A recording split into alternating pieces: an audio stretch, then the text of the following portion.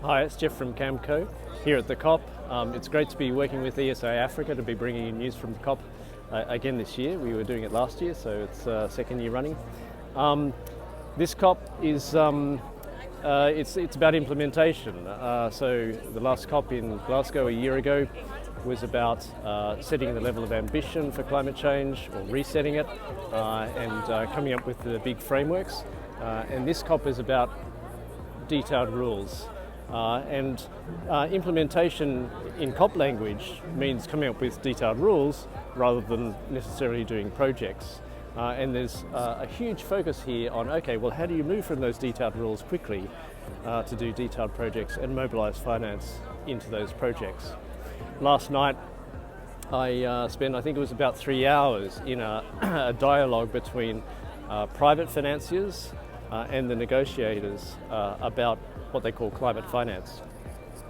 And it was clear that there was this huge gap in understanding.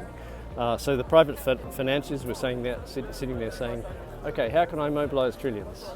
And the negotiators were sitting there saying, well, we want to tell you that you have to, and we have a big strategy, and please give us the money.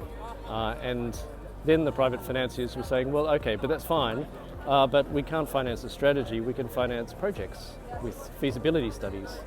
And so a lot of what is hopefully going to happen over the next couple of weeks is